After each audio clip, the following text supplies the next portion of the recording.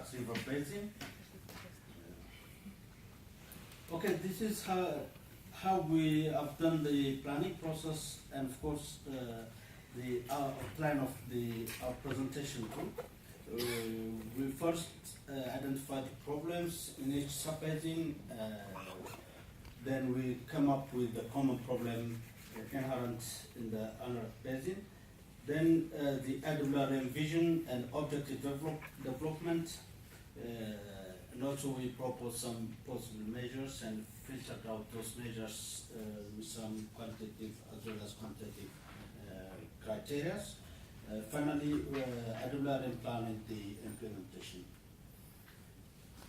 Just to give you highlight on the basin, the Anarax Basin is found in the southeast of Spain. It is a semi-arid region with low annual precipitation and irregular pattern, of course, which mostly concentrates in autumn and winter.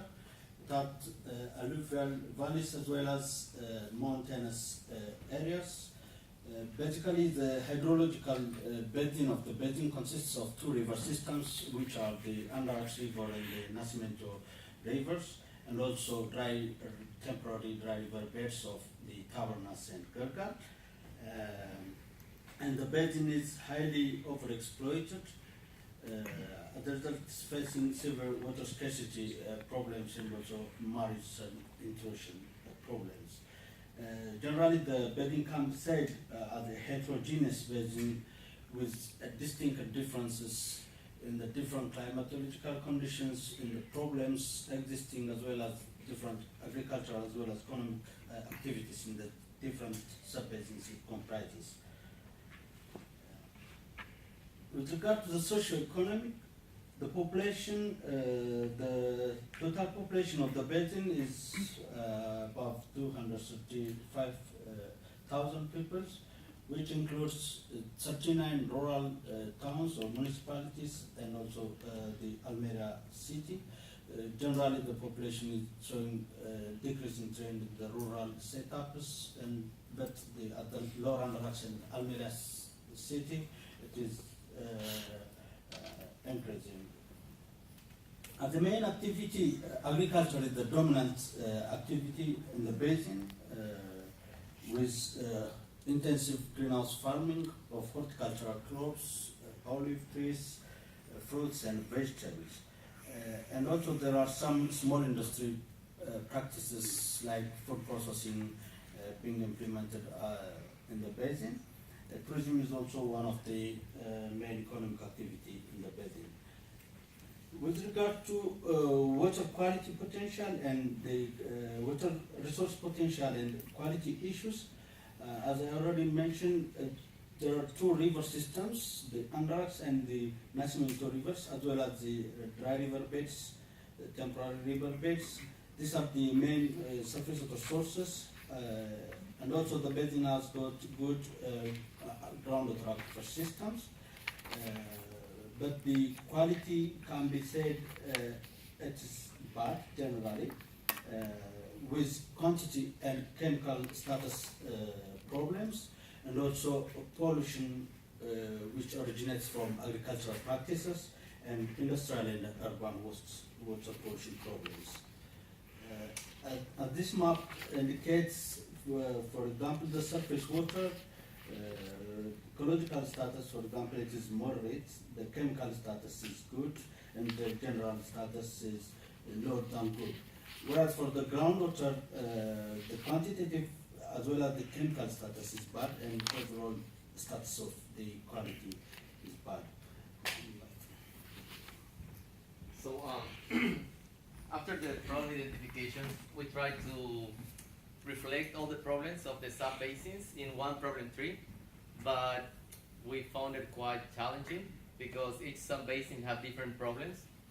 However, we came up with two main problems, that is the water quality degradation and the overexploitation of groundwater. In order to find and identify the sources and the drivers, we cluster them in three different groups: physical, socioeconomic, and institutional. And we can see that institutional is like leading the source of the problems. And However, we cannot isolate each of the groups from each other. We found that there are connections among them.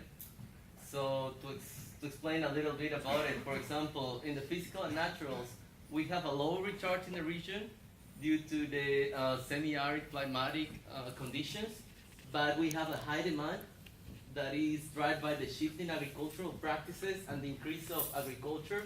That as well is driven by the this desire of the regional economic integration and the politics trying to promote the economic growth of the region.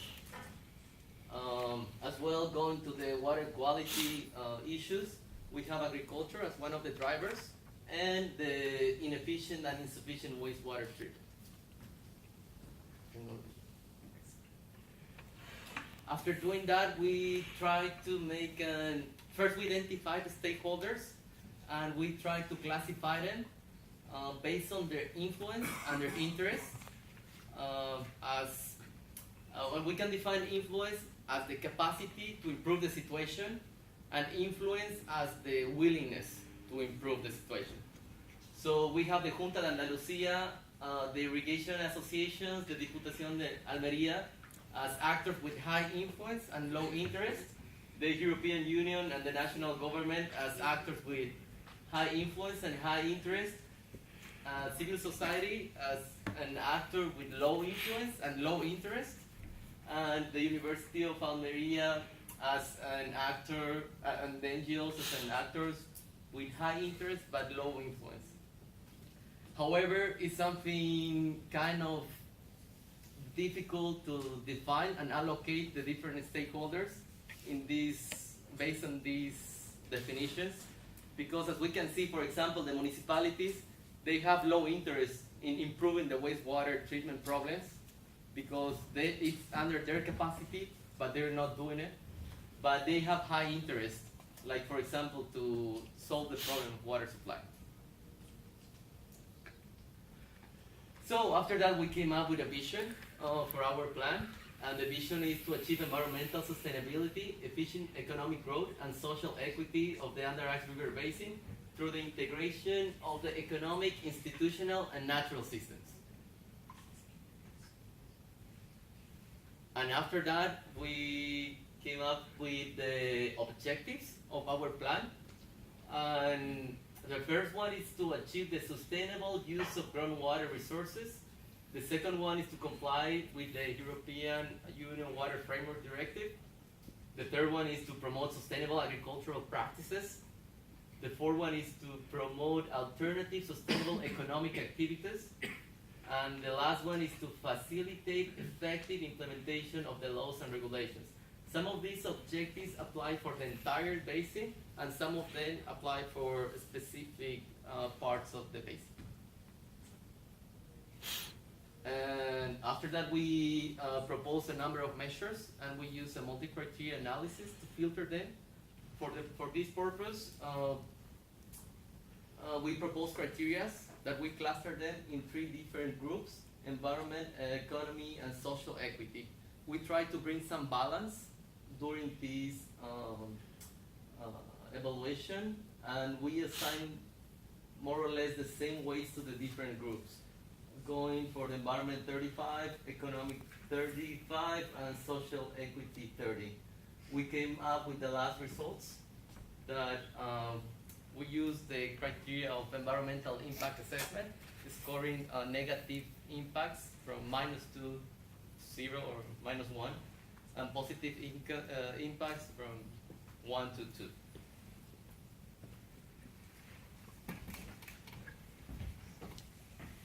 So after filtering the different strategies, we again have organized them into 3 groups, that is social equity, environment, and institutional.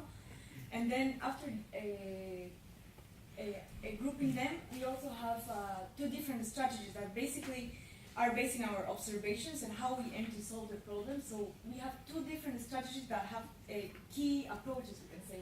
So one of our strategies is the institutional strategy, that it's based on our observations and also the literature review that we did, that we see a lot of incoherence between the legal framework and the practices in the Andarax Basin. So in this, even though this this is the key, we included measures from the different groups into this strategy. Our other strategy is the eco-economics strategy, and the key for this strategy is that we believe that the under-taxed basin economy is solely based in agriculture and the overexploitation of water resources and also degradation of water quality. And also inside this strategy, we included different measures from the 3 different systems. After having these 2 strategies, we applied the well-known multi-criteria analysis again. So we have our objectives, the criteria, and the weights. We also group the weights into social equity, environmental sustainability, and economic efficiency. And we try to distribute the weights in a balanced way, so these 3 components would have a same importance for us. So we set up a baseline that was also subjective based on some data that we could gather or also observations, and we set targets for long term and short term. Short term was 5 years and long term 10 years. And after this, we compare this with our different strategies, and we also try to analyze how our strategies would get closer to our targets in the long term and short term. After doing this, we have weighted and scored our strategies, and we have came up with strategy 2 that was based in the scoring, but also since this tool is subjective and has limitations, it's also good to point out that we really believe in this second strategy, that is the alternative economic activities in the basin. So to exemplify this strategy, some measures that we included in this strategy is promote other forms of sustainable economic activities.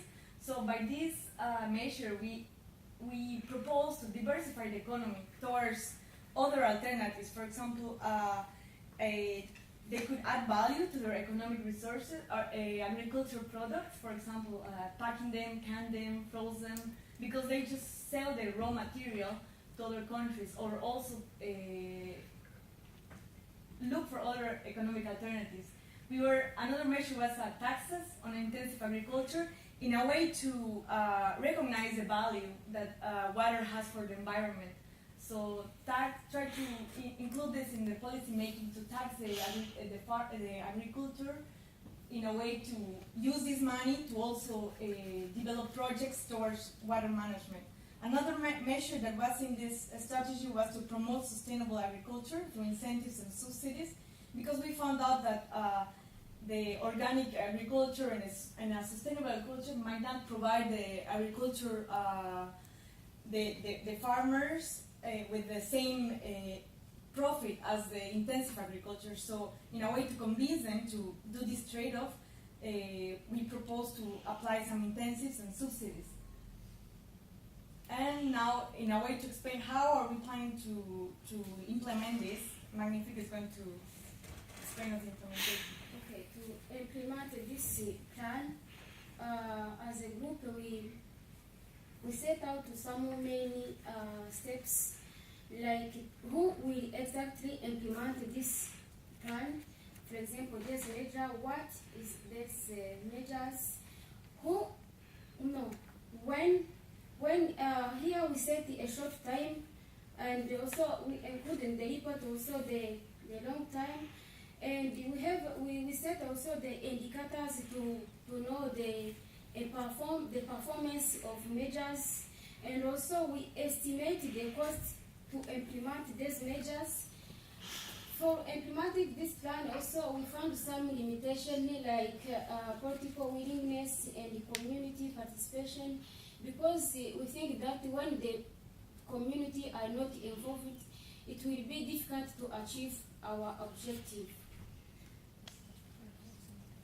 This diagram is to show that our plan, our integrated water resource management plan, is a continued process to be reviewed regularly. As conclusion, we conclude that this implementation of integrated water resource management is helpful because it can be help to enhance the sustainability of development of the under-taxed basin, because we set this implementation plan based on the identified problem in Andarax basin. Also, we found some limitation in doing this implementation plan. For example, the MCA limitation, because it requires some expertise and the data analysis Also, we found some limitation in some tools to be used. Also, we acknowledge the lack of participation of stakeholders in decision making. Finally, this plan has to be a continued processes. As recommendation, we recommend to validate this assumption made for MCA because it was based on our ideas, and also we recommend to do more research about the potential economic activity to know if there's potential economic activity are feasible and related to our plan, to keep it or exclude it from the plan. Finally, we recommend the more research about the land use planning because this land use planning can be an important tool to improve the Andarax basin situation. Thank you.